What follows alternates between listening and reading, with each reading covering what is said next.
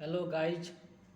आप लोग कैसे हैं? मुझे उम्मीद है कि आप जहाँ भी होंगे, जैसे होंगे, स्वस्थ होंगे, मस्त होंगे और बिल्कुल ठीक होंगे।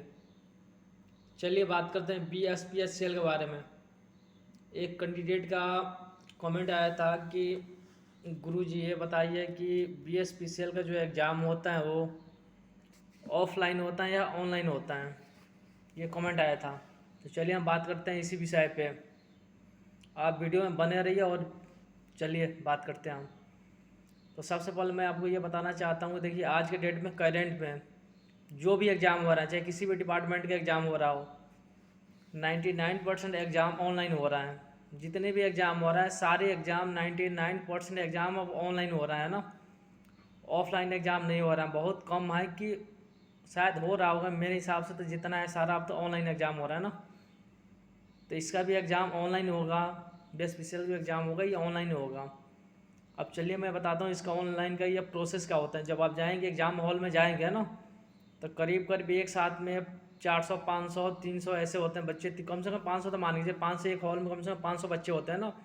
जाएंगे तो सबके आगे कंप्यूटर लगा होगा ना। अब जाएंगे तो आपके आगे कंप्यूटर मिलेगा, उस पर बैठेंगे।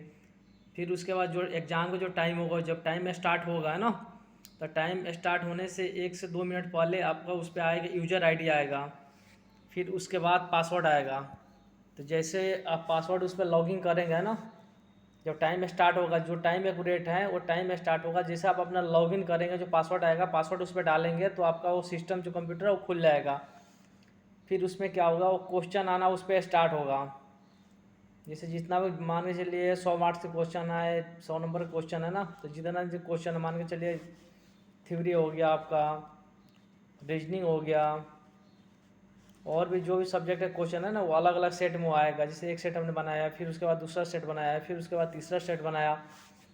जब समाप्त होगा तो फिर उसको क्या करना होगा, आपको उसे सबमिट करना होगा। नीचे सबमिट लिख के आएगा है ना, उसको आप सबमिट कर देंगे तो लास्ट में वो सबमिट हो जाएगा। अब बाकी जो एग्ज़ाम होता है उसमें एग्जामिनर भी होते हैं ना। अगर आपको कोई अगर बीच में अगर प्रॉब्लम हो रहा है ना, अगर आपको समझ में नहीं आ रहा है, यूजर आईडी या पासवर्ड है वो समझ में नहीं आ रहा, लॉगिन करना समझ में नहीं आ रहा है, तो उसमें एग्जामिनर होते हैं ना।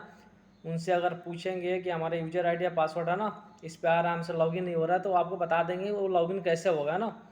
जैसे आप लॉगिन करेंगे तो ओपन हो जाएगा। तो इतना घबराने की ज़रूरत नहीं है ना।